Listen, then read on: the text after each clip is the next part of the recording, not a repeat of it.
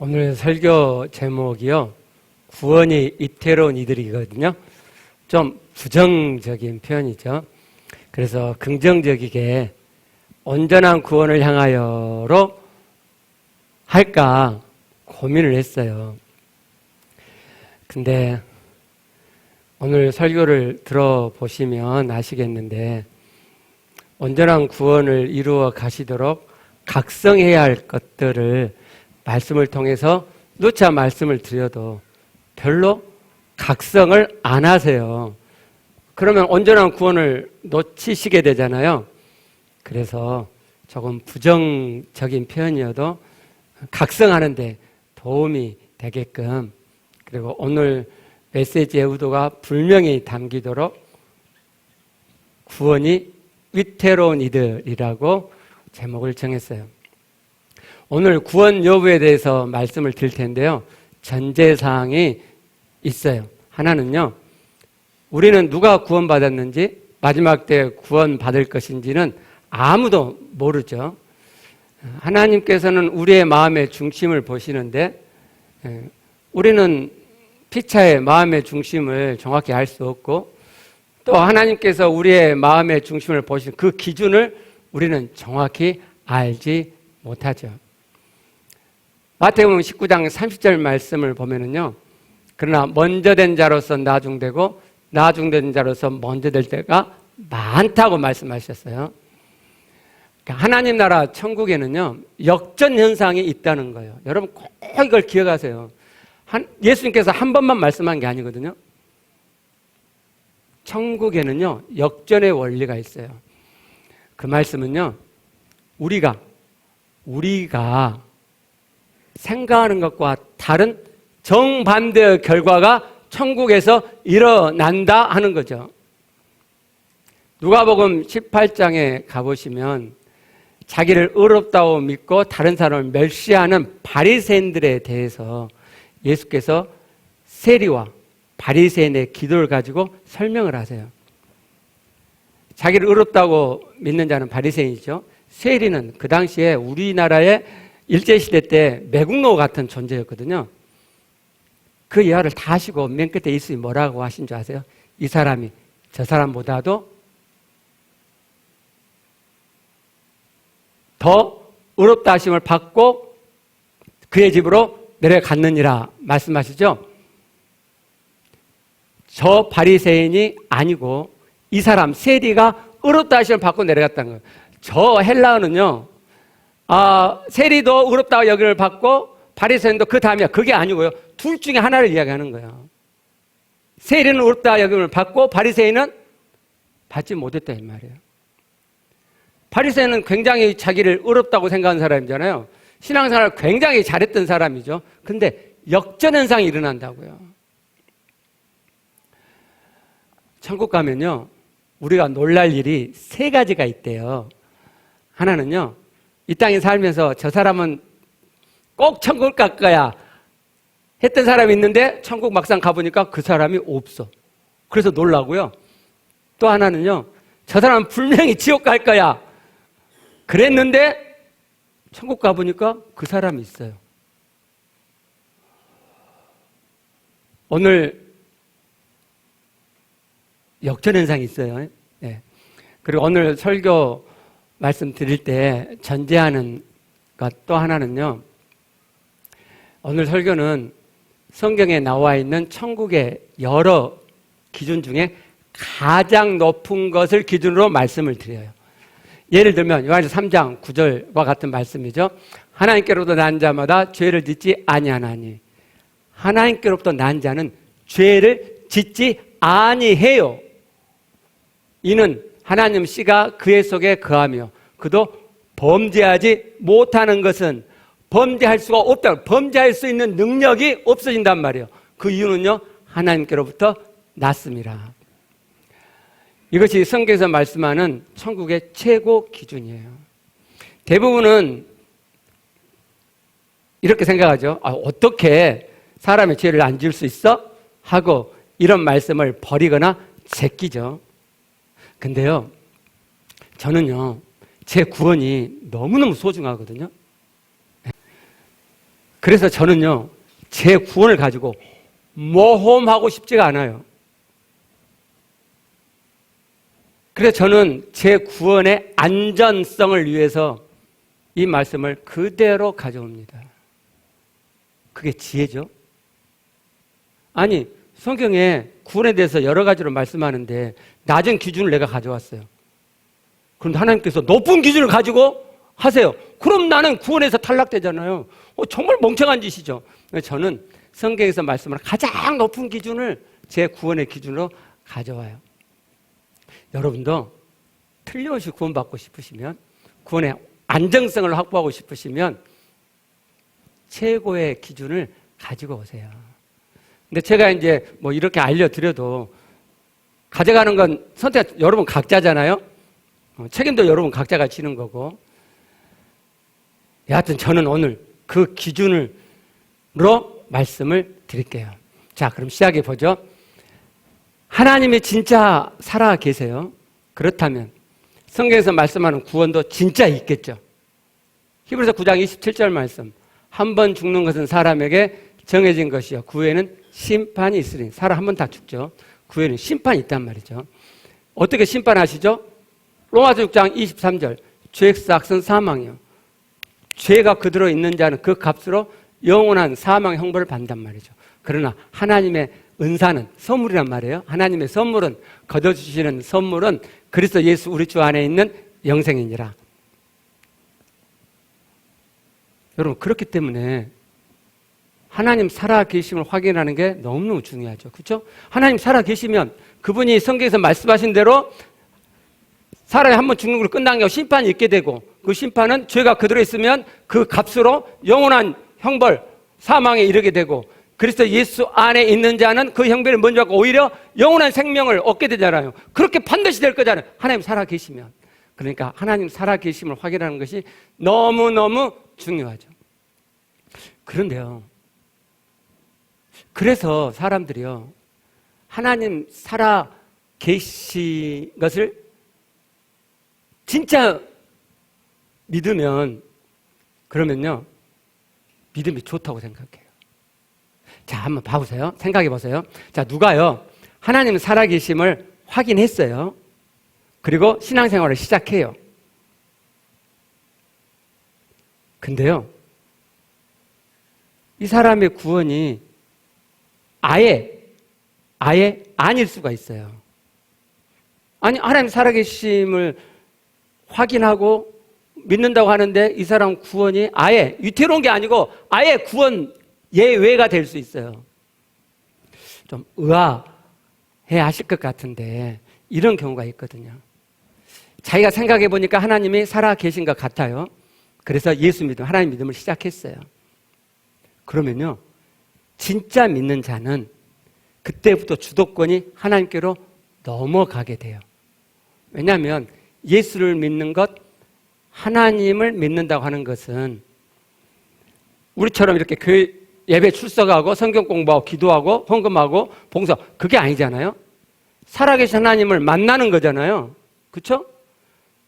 그래서 우리가 제사함의 복음의 말씀을 듣고 제사함 받고 그리고 부활하신 예수 그리스도를 내 안에 모심으로 내가 하나님을 안에 모시잖아요. 뭐라고 모시죠? 나의 주, 나의 하나님으로 모시죠. 장난감으로 모시는 거 아니죠. 그렇죠? 나의 주, 나의 하나님으로 모셔요. 그러면요, 이제부터 주인이 내가 아니야. 주가 나가 아니잖아요. 내가 어떻게 생각하는 것이 중요한 게 아니죠. 하나님이 어떻게 생각하시나가 중요하게 된다 이 말이에요. 그래서 그 사람은요, 하나님의 말씀에 귀를 기울이게 돼요. 그런데 여전히 자기가 주도권을 가지고 신앙생활하는 사람들이 있어요. 내가 생각하기에 하나님이 계셨어요. 그래서 예수 그리스도 하나님 신앙을 시작해요. 근데 여전히 내 생각이 기준이에요. 그러니까 하나님 신앙이 아니라 자기 신앙이죠. 이걸 종교적인 신앙이라 그런단 말이죠. 여러분, 종교적인 신앙은요, 아예 구원이 없어요. 하나님과 아무 상관이 없어요. 이런 사람의 특징이요, 성경 말씀을 취사 선택해요.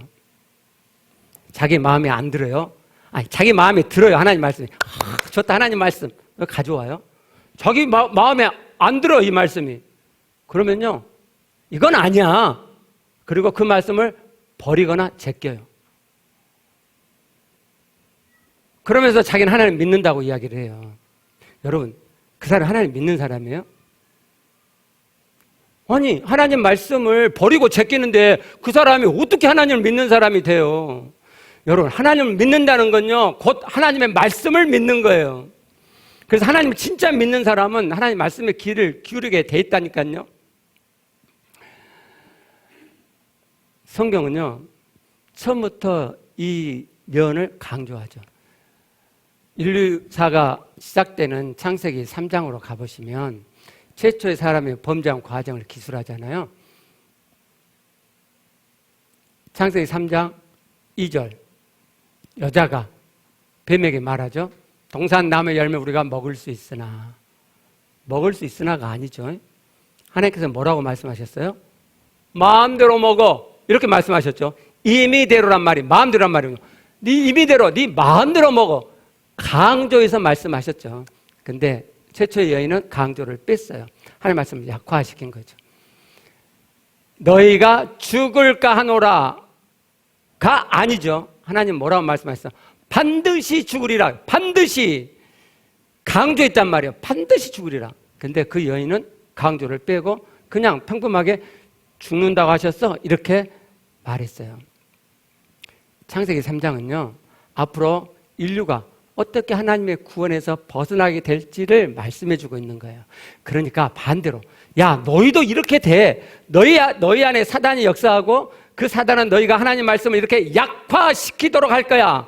그러니까 하나님 말씀 약화시키지 마라. 하나님 말씀을 그대로 가져가거라. 그래야 너희 구원이 이루어져 라고 하신 말씀이란 말이에요. 근데 자기의 생각대로 하나님 살아 계시다고 믿음을 시작한 사람은 다 그런 건 아니지만, 예수 믿음, 하나님 신앙한 뒤에도 여전히 자기가 하나님 말씀을 취사 선택해요. 자기가 하나님이란 말이에요, 자기가. 근데 어떻게 그 사람이 구원을 받냐고요. 그렇기 때문에 나의 하나님 말씀에 대한 태도를 보면요, 내가 이 다음에 구원 받을지 구원 안 받을지 여부를 알 수가 있어요. 오늘 설교를 쭉 들으면서 한번 본인을 점검해 보세요. 교회 안에 들어와 있지만 기독교를 종교로서 신앙 생활하는 사람들이 있죠. 하나님 만난 적이 없이 그냥 계속 종교로서 신앙을 사는 사람들이 있어요. 그 사람은 누차 말씀드리지만 하나님과 아무 상관없고 전혀 구원과 상관이 없는 자죠. 종교적인 신앙을 하는 거잖아요. 교회 다니는 게 아니라니까요. 여기 예배 참석하는 게 아니라니까요. 무슨 종교 생활을 하는 게 아니라니까요. 하나님을 만나는 거라니까요. 하나님을 만나는 거예요. 예수 믿고 하나님 신앙한다는 것은 부활하신 예수 그리스도를 내 안에 모시고 하나님 내 안에 모시고 그럴 때 하나님을 만나는 거죠. 부활하신 예수 그리스도를 만나는 거지 종교 생활을 하는 게 아니란 말이죠. 근데 이런 사람도 있어요. 종교로서 신앙생활을 시작했어요. 교회 생활을. 근데 이게 교회 들어오면 이렇게 설교를 듣게 되잖아요. 설교 듣고 말씀 배우고 그러면서 진짜 하나님을 만나는 사람들이 있어요. 그런데 자기가 종교로서 신앙생활을 시작했잖아요. 그래서 기독교도 종교야라는 생각이 굉장히 뿌리 깊게 있어가지고 이 참 하나님 신앙과 종교가 이렇게 혼재되어 있는 분들이 계세요. 괜찮아요. 종교와 기독교의 차이점을 공부하시면 그게 갈라지죠. 어떤 분은 기독교도 종교라는 생각이 너무 뿌리가 깊어가고 이게 잘 안 갈라지는 분, 배워도 이게 안 갈라지는 분들이 계시나 봐요. 괜찮아요. 계속 내가 만난 하나님, 종교가 아니고 살아계신 창조주신을 내가 만난 거야. 내가 살아계신 창조주신 하나님을 만나고 그분을 신앙하면서 사는 거야 라고 믿음을 계속 세우시면 종교가 계속 빠져요. 종교가 계속 빠지고 살아계신 하나님의 신앙만 남게 돼요. 그래서 그거 괜찮아요. 이제 여러분이 오늘 설교를 들으시면 내가 구원받은 자인가가 매우 궁금해지실 거예요. 그걸 아는 방법 아주 간단해요. 자, 내가 구원을 받았어요. 죄사함의 복음을 받아들이고 부활하신 예수 그리스도를 내가 영접함으로 하나님이 내 안에 계시게 되니까 내가 하나님의 생명을 소유하게 됐죠. 하나님의 생명을 내가 가졌으니까 하나님의 아들이 된 거잖아요. 그렇죠? 그럼 내가 구원받은 자죠. 이미 구원받았어요. 이미 구원받은 자는 이 구원을 이루어 가죠. 그죠? 이루어 가요. 이 자는 구원을 앞으로 받을 것이라는 것이 알아져요. 내가 구원을 이루어 간단 말은 하나님의 말씀이 이루어져 간단 말이잖아요. 하나님 닮음이 이루어져 간단 말이잖아요. 그럼 여러분이 이 여정을 가면 알게 돼요. 나 구원받겠구나. 마지막 날 나 구원받겠구나. 왜요? 하나님 말씀 이루어져 가고 있으니까. 구원의 경륜 그대로 되어 가고 있으니까. 근데 하나님 구원이 이루어지질 않아요. 아니 자기가 구원받았다고 하는데 여기는 건너뛰고 내가 구원받았기 때문에 내가 이 다음에 마지막 날 구원받을 거야. 그런 거 없어요. 그런 거 없어요. 그래서 우리가 살아있는 지금 여기가요. 구원을 준비하는 여정이에요. 근데 구원을 준비하지 않아. 구원을 이루어 가지를 않아. 그건 진짜 믿는 게 아니죠. 말로만 믿는 거죠. 머리로만 믿는 거죠. 이런 분들이 이제 속는 게 뭐냐면 아까도 말씀드린 것처럼 종교적인 행위를 덧입어요. 주일 예배 빠지지 않고 참석하고 11조 꼬박꼬박하고 뭐 성경도 읽고 기도도 하고 그런 종교적인 모양새를 해가면서 자기가 진짜 믿는 것처럼 스스로 착각해요. 구원과 아무 상관없어요. 아까 말씀드린 것처럼 내가 구원받고 있고 앞으로 구원받을 거 어떻게 하느냐? 내가 구원을 이루어가고 있느냐? 지금 구원을 이루어가고 있는 자는요. 말씀에 대한 태도가 달라요. 하나님 말씀을 내가 가르는 게 아니고 하나님 말씀하시면 무조건 가져오죠. 내가 좋든지 안 좋든지 될 것 같든지 안 될 것 같든지 그게 중요한 게 아니고 내 생각이 중요한 게 아니고 하나님이 말씀하신 것이면 나의 주가 하신 말씀이기 때문에 내가 그대로 가져오는 거죠. 그게 구원을 이루어가는 자의 특징이에요. 그럼 그 사람은 구원을 이루어가게 돼요. 그래서 여러분의 말씀에 대한 태도를 꼭 점검해 보세요. 교회 안에는 신앙생활 오래 하는 사람들도요. 말씀을 받고자 하는 마음 없이 그냥 예배 참석했으니까 그냥 설교 시간이니까 설교 듣는 분들이 꽤 있어요. 우리 교회는 얼마큼 있는지 모르겠어요. 예. 거듭 말씀드리지만 그런 종교적인 행위로 구원이 이루어지지 않아요. 오늘 설교 말씀 듣고 혹시 그런 분들이 아직도 계시면 돌이키시기를 바라요. 돌이켜야 돼요. 그렇지 않으면 여러분 구원이 위태로워요. 여러분이 언제 우리 교회에 언제까지 있을지 모르잖아요. 그렇죠? 우리가 언제 죽을지도 모르지만 또 뭔 일이 있어갖고 교회를 옮길 수도 있잖아요. 그렇죠? 뭐 모른단 말이에요. 아니 여러분이 교회를 옮기셔가지고도 여러분의 구원을 이렇게 면밀하게 살피고 인도하는 설교가 있는 교회에 가면 걱정할 게 없죠. 근데 제가 돌아보고 제가 만나고 제가 들어본 설교는 그런 설교를 듣기가 너무너무 어려워요. 예수 믿으세요? 영접하셨어요? 그럼 여러분 구원받았어요. 구원의 확신을 가지세요. 그런 설교가 대다수잖아요. 그러니까 우리 교회에 계실 때 여러분의 구원을 점검하시고 나 이 다음에 구원받을 게 너무너무 뻔해 라는 정도가 되어 가시라 이 말씀이에요. 하나님 닮아감의 그 구원을 이루어감의 시작은 말씀을 받는 태도에서 시작돼요. 말씀을 받는 태도. 그러니까 꼭 그 태도를 되돌아보시고요. 하나님 살아 계시는 걸 믿는 것이 중요하죠. 왜냐하면 신앙은 거기서부터 시작되니까 중요하잖아요. 하나님 살아계심의 신앙이 확실하지 않으면 그만큼 종교적인 신앙에 머물게 되기 때문에 하나님 살아계심의 신앙이 중요해요. 그런데요, 하나님 살아계심을 확실하게 믿어도 종교적인 신앙에 머물 수 있다는 것 아세요? 구원이 이태로울 만큼. 보통 교회 다니는 사람은 하나님 살아계심을 진짜 믿어. 그러면 본인도 믿음이 좋다고 생각하고 주변 사람도 믿음이 막 좋다고 그렇게 생각하죠. 그렇지 않을 수가 있어요. 자, 한번 보시게요. 야고보서 2장 18절 19절이에요. 자, 어떤 사람은 말하기를 너는 믿음이 있고 나는 행함이 있으니 행함이 없는 내 믿음을 내게 보이라. 나는 행함으로 내 믿음을 내게 보이리라 하리라. 내가 하나님은 한 분이신 줄 믿느냐? 잘 아는도다. 귀신들도 믿고 떠느니라. 앞에 말씀은 믿음을 주장하는 자와 행함을 주장하는 자의 지금 대결 구도로 이야기하죠.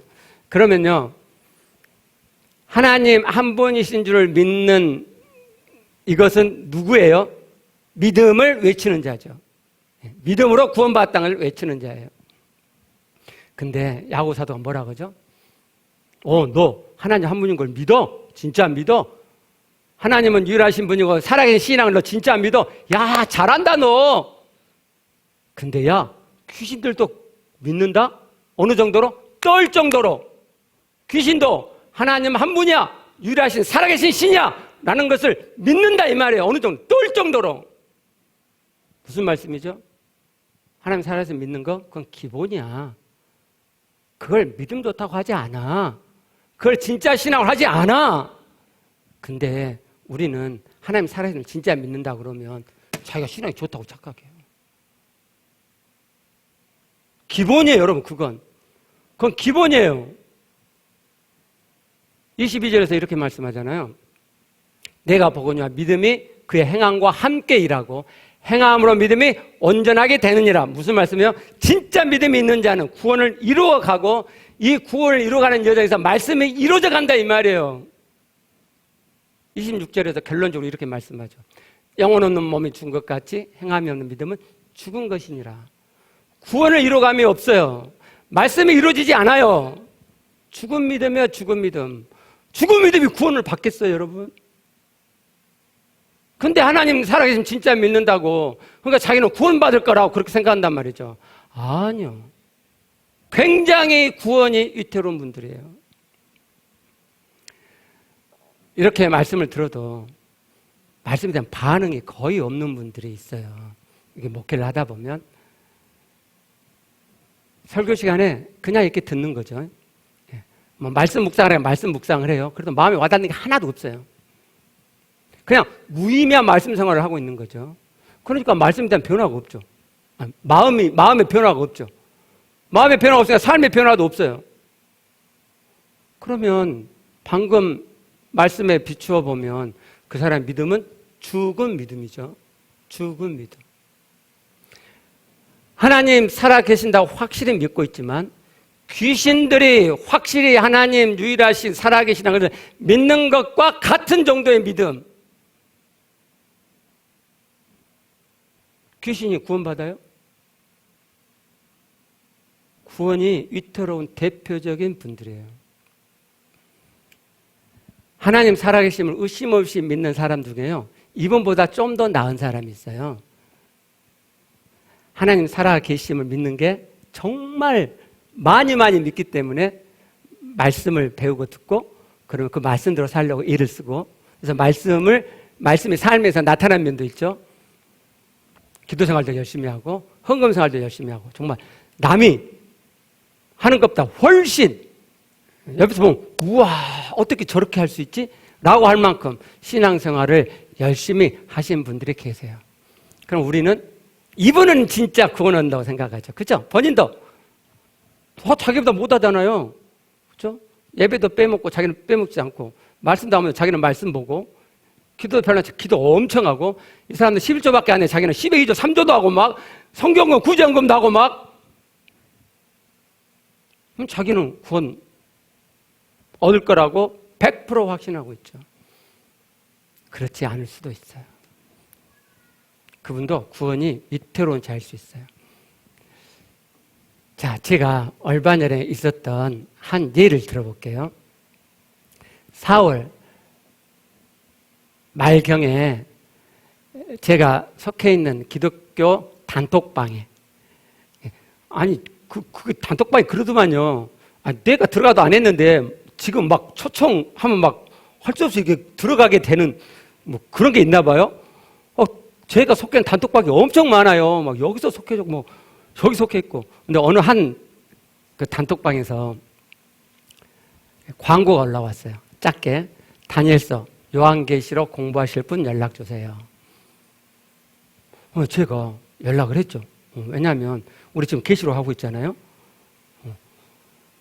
그 사람이 계시록이나 다니엘서를 많이 공부했으니까 연락하라고 했을 거 아니에요. 그러면 그런 사람의 견해를 이렇게 들어보면 제가 몰랐던 거 알 수 있잖아요. 그리고 저는요, 제가 막 이렇게 드립하는 것보다 누가 이렇게 자기 견해를 이야기하잖아요. 그러면 저는 이제 성경을 보고 확인하죠. 그러면서 깨닫게 되는 것이 많아요. 저는 뭘 배울 때 120%를 배우는 그런 이 재능이 있어요. 그래서 좋은 기회잖아요. 그래서 연락을 했고, 그래서 이제 이분이 멀리 계세요. 서울 그 옆에 계시는데, 그래서 전화로 이렇게 하게 됐거든요. 이제 이분은 저보다도 3살 정도 나이가 적은 장로님이시고요. 나중에 한 사실이지만 이분은 원래 캐톨릭이셨고 캐톨릭의 신부가 되려고 했던 분이에요. 대단한 분이죠. 근데 이제 캐톨릭 신부가 되려고 이렇게 하는 과정에서 캐톨릭의 교리가 성경과 너무 안 맞는 거예요. 그래서 캐톨릭을 버리고 개신교로 이제 옮겨오신 분이에요. 이제 신부가 되려고 했으니까 신앙이 좋은 면이 많잖아요. 그래서 성경 공부를 많이 하셨고요. 계시록하고 다니엘서 공부한 것만 40년이 됐대요. 40년. 이분이 이제 결혼 않고 있다가 40년 후반 늦게 어떤 자매를 만나서 결혼을 했고 지금 그래서 자녀가 없다고 그러더라고요. 요한계시록에 사명감이 있으신 분이에요. 요한계시록 사역에 요한계시록을 퍼뜨려야 된다 이런 사명감이 있고요. 자기 그 사명을 위해서는 지금 있는 아내가 동의하지 않아도 자기는 계시록을 전파해야 될 곳이 있으면 자기 혼자서라도 간대요. 네. 그래서 이제 계시록 공부를 처음에 시작했고요. 처음에는 일주일에 한 번이나 2번 이렇게 했어요. 한 번 하면은 1시간 정도 그렇게 했어요. 근데 이제 점점 횟수가 늘었어요. 그리고 막 시간도 막 늘어났고요. 그분한테 톡이 와요. 지금 계시록 공부할 수 있냐고. 그럼 저도 진도 많이 나가면 좋잖아요. 빨리빨리 이렇게 끝내면 계시록을 빨리 이렇게 더 알아가면 좋겠잖아요. 그래서 제가 시간이 있을 때마다 이렇게 톡했죠. 지금은 안 되는데 오늘 언제부터 시간이 나요. 그러면 그때 이제 전화 그분이 하셔요. 그분은 무제한이라고 자기가 전화한대. 그래갖고 이제 했는데 뭐 1시간 반, 일주일에 한 3-4번씩 막 했고요. 1시간 반씩, 어떨 때는 2시간도 하고 막 그랬어요. 2달이 지났을 때쯤부터 이분이 저를 막 칭찬하는 거예요. 제가 목사인 거 알거든요. 자기보다 나이 3-4살 많은 것도 알죠. 근데 저는 꼬박꼬박 존칭하죠. 선생님이잖아요. 그리고 저는 배울 때 저 다 내려놓고 배워요. 다 내려놓고. 막 제 아는 것 막 반론하고 논쟁하고 그러지 않아요. 그 사람이 말한 걸 그대로 듣고 그걸 확인하죠. 잘 제가 목사 인내가 없이 잘 봤잖아요. 그러니까 겸손하고 하나님이 준비된 사람인 것 같다 그러고 제 칭찬을 아주 자주 하는 거예요. 자주. 그러더니 어느 날 주일 설교 뭐 하냐고 물어보대요. 그래서 제가 그랬죠. 하나님 구원의 경륜이 실제 이루어지도록 설교하고 있다고 그랬더니요. 그따위 것 하지 말라고. 계시록 설교하라고. 계시록.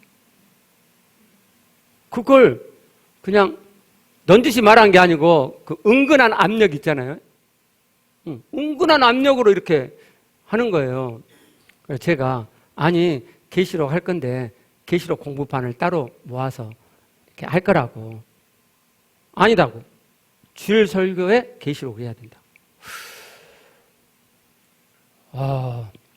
그리고 이제 3달 중간쯤 됐을 때요. 뜬금없이 교회 사진을 15장 정도 보내주래요. 교회 구석구석을 찍어서 보내주란 말이잖아요. 좀 우아스럽지만 이제 그분이 우리 교회를 알려고 하는구나. 예, 조사하려고 하는구나. 그리고 15장 찍어서 보내줬어요. 근데 교회 전면 사진을 보면 대한예수 장로님 마음교회 있잖아요. 그것은 이렇게 지웠어요. 제가 신목사에게 부탁해갖고 그건 지우고 보내줬어요. 왜 그러냐면 우리 교회 이름을 알면 홈페이지에 들어가고 설교 듣고 계시록 안 하고 있다고 궁시렁궁시렁 또 막 그럴 거 아니에요? 예. 그래서 그렇게 보냈어요. 그리고 한 7월 초쯤 됐나? 그분이 우리 교회가 광주에 요한계시록의 전진기지가 됐으면 좋겠다. 그렇게 이야기하는 거예요. 또 그 다음에는 호남 지역의 전진기지가 됐으면 좋겠다. 그 다음에 또 그렇게 이야기를 하고요. 그러더니 7월 마지막 중순쯤부터는 자기가 우리 교회 와가지고 계시록과 다니엘서를 가르쳐 줄 수 있대요. 처음에 그 소리 듣고 제가 웃었어요. 무시하면서 웃은 거 아니고 그냥 좀 어이가 없잖아요. 근데 그 다음에는 좀 말이 진해져 가지고요. 자기 확실히 내려간다고. 네. 내려가서 동력하자고. 네. 담임 목사 뺏으려고 하는 게 아니고 담임 목사 계속 하시고 자기가 이제 목사님 부족한 것을 자기가 가르치겠다고 이제 막 그렇게 하는 거예요. 그래가지고 우리 교회가 요한계시록 사역의 전진기지가 되게 하고 그래서 우리나라 전체에 요한계시록을 퍼뜨리고 자기 요한계시록 그분 요한계시록 다 맞는 게 아니거든요. 자기 요한계시록 그리고 전 세계에 퍼뜨리자고 그러는 거예요. 자기는 신천지 이상의 단체를 만들 수가 있대요. 그러다가요 이분이 자기가 직접 광주에 내려가서 우리 교회를 보고 싶고 예배도 같이 드리고 싶다고 그런 말을 종종 했거든요.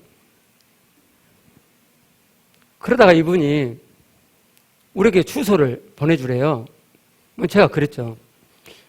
아니 또 주소 알려주면 우리 교회 구글로 이렇게 딱 찍으면 마음교회가 또 뜨잖아요. 그래서 제가 내려오실 때 말씀하시면 제가 주소 그때 보내드릴게요. 그랬더니 이분이 아주 못마땅해 하는 거예요. 자기는 이미 마음이 우리 교회 와갖고 자기 살고 있는 전셋집에서 집 얻고 그러면 이제 제가 그 사람 먹을 것들을 이렇게 제공하고 이제 뭐 그런 말까지 했거든요. 자기 마음이 이미 여기 와 있는데 제가 지금 거리를 두잖아요. 그러니까 이분이 굉장히 못마땅하게 그 성경 공부하고 끝에 막 그랬거든요. 어떻게 잘 마무리가 됐어요. 제가 생각해보니까 이제 안 되겠는 거예요. 명확히 해야겠다 이거. 그래서 제가 톡을 했어요. 장로님이 요한계시록 선교에 대한 사명이 있듯이 저도 하나님의 구원의 경륜이 실제 이루어짐에 대한 사명이 있어요. 요지는 그거예요. 그리고 이제 톡을 보냈더니 이분이 첫 번째 답은 하신 말씀에 동의한다. 이것도 필요하고 저것도 필요하다. 제가 말한 것도 필요하고 요한계시록도 필요하다. 이런 말이죠. 그래서 제가 이분이 내 의도를 아주 정확히 파악을 못하구나. 아니 장로님 사역은 이거고 사명이고 저희 사명이고 각자 사명이 다르잖아요. 사명이 다른데 어떻게 같이 동력을 해요? 그렇죠? 그죠? 이분이 못 알아듣구나. 그거 다시 좀 명확하게 각자 받은 사명이 다르기 때문에 동력하기 어렵다는 말입니다. 하고 보냈어요. 그랬더니요 이분이 격하게 반응이 나오기 시작하는데 자신의 비전 때문에 선교의 길, 성령의 길을 막지 마십시오. 그래서 제가 진짜 이 세모로 들으시는 분이네. 그래서 다시 명확히 썼어요. 비전이 아니라 사명입니다. 그랬더니요 기득권을 내려놓으세요. 그래서 제가 장로님의 요한계시록 사명이 간절하듯 제 사명도 그렇습니다. 기득권을 지키려는 게 아닙니다. 정말 그렇거든요. 아니 제가 30년 동안 30년이 넘었죠. 그렇죠? 이제 몇 년인지 모르겠네. 하여튼 그 오랜 기간을 제가 오직 하나님의 구원의 경륜이 실제되어 가는 것에 초점 맞추고 이런 욕 저런 욕 다 먹어가면서 2단 3단 소리도 들으면서 해온 일인데 제 안에 불러 있는 사명인데 기득권을 제가 지키려고 그가 아니죠. 그랬더니요 이분이요 변명하지 마세요. 제가 방금 그랬잖아요. 기득권을 지키는 게 아니라 그랬잖아요.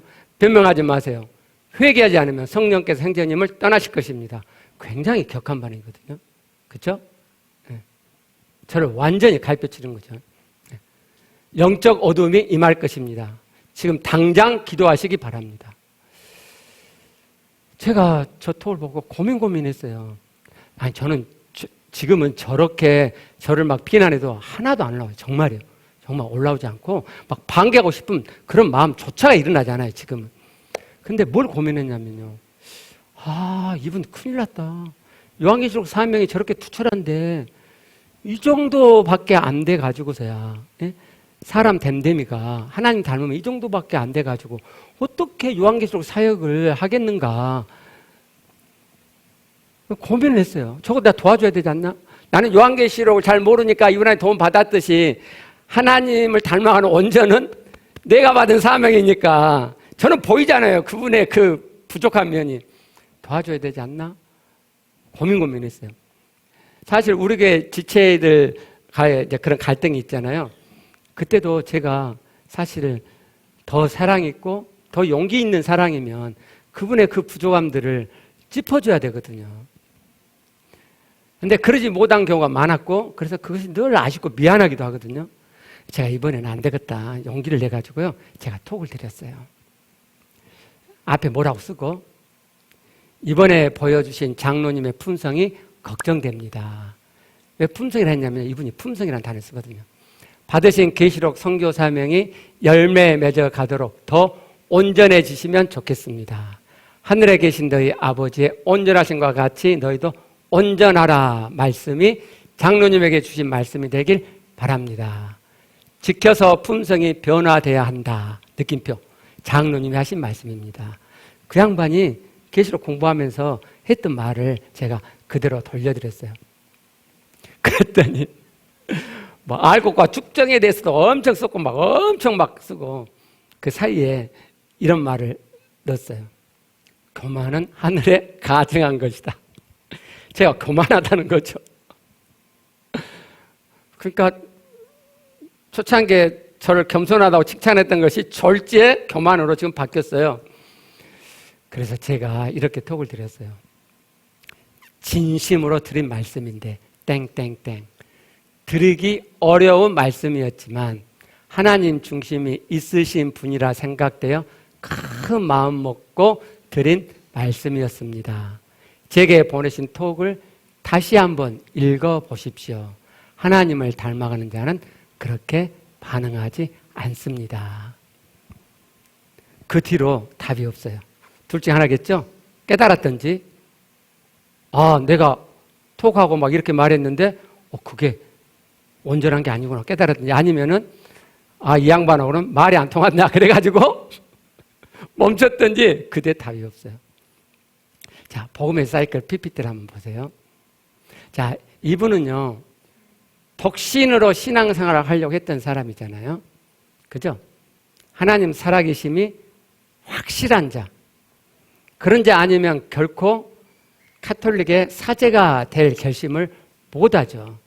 그러니까 하나님 살아계심을 정말 확신하고 믿는 사람이에요. 그래서 40년 이상을 성경 연구에 매진했던 사람이고 계시록의 중요성을 알고 그 계시록을 퍼뜨리는 선교를 자기 생을 바쳐서 하려고 결심한 마음먹은 사람이잖아요. 그런데 이분이 자신의 부족을 몰라요. 자신의 죄를 지금 모르죠. 자신은 옳기만 하죠. 하나님의 온전을 기준으로 가져와 자기의 부족, 자기의 죄악을 보는 자가 하나님의 온전을 이루어가는 거예요.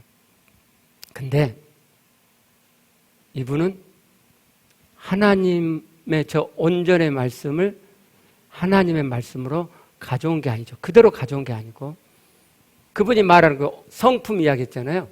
세상에서 말하는 말씀을 행함으로 이루어서 세상이 말하는 고상한 인격의 소유자가 되는 것이 그분이 생각하는 하나님의 온전이에요.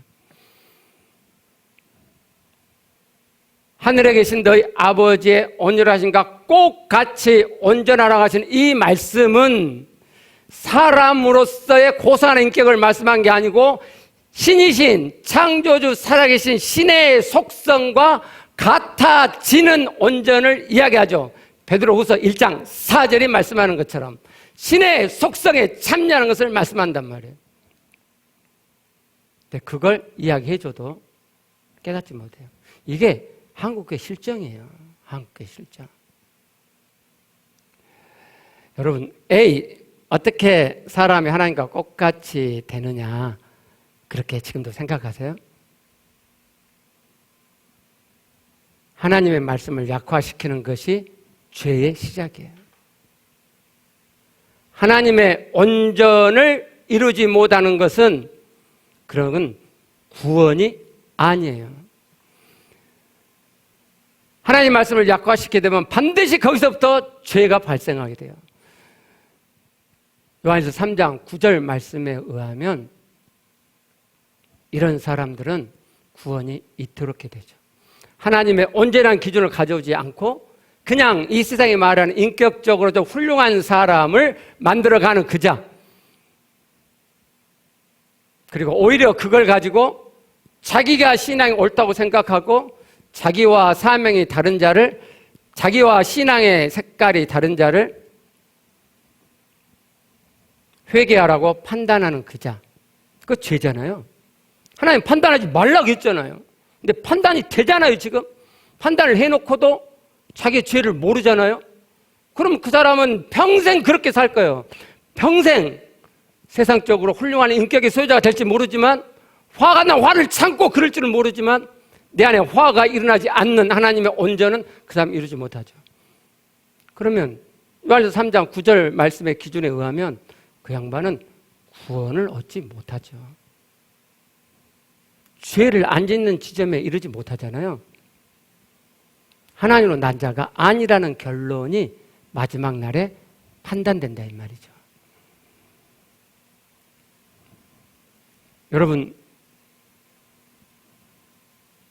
여러분은 옳고 다른 사람은 틀리다고 판단하지 않으시나요?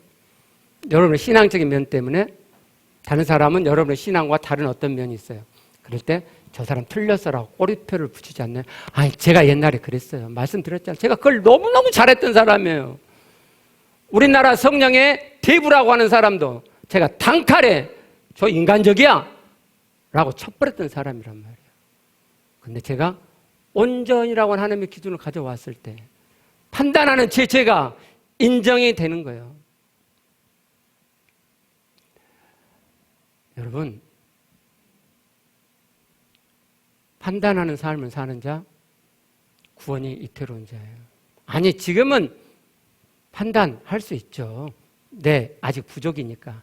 그러나 하나님의 온전의 기준을 가져와 내 판단하는 부족을 보고 그걸 내 문제로, 나의 부족, 나의 죄악으로 가져오는 자가 이 판단이 점점 줄어들고 판단이 일어나지 않는 하나님의 지점, 온전에 이르게 되죠. 그래서 구원을 이뤄가는 거예요, 그 자가.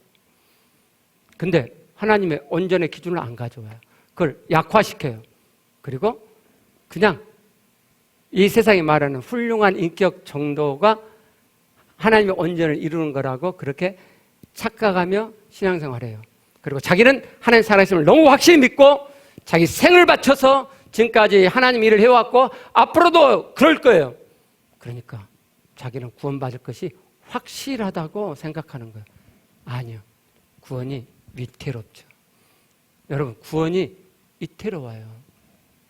제가 여러분에게 수차례 하나님의 구원의 목표는 온전이다, 하나님을 닮아가는 것이라고 말씀을 드렸어요.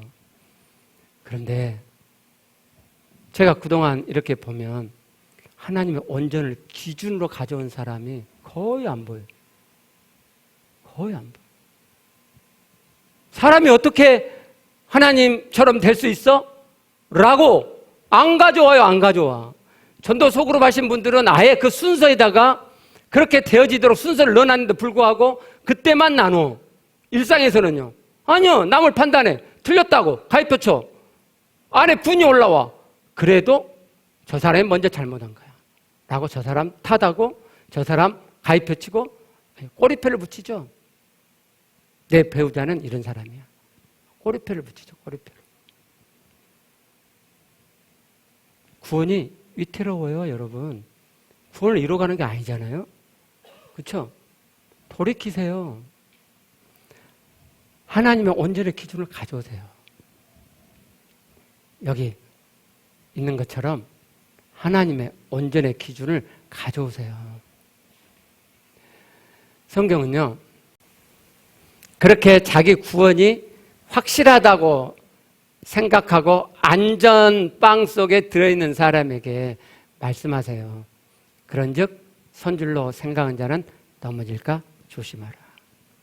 선줄로 생각하는 자, 나 구원 확실해! 라고 생각하는 그 자는 넘어져요. 조심하라 그러잖아요. 여러분, 지금까지 나는 구원 얻는 것이 분명해 하시는 분들 넘어지세요. 구원이 위태로워질 거예요.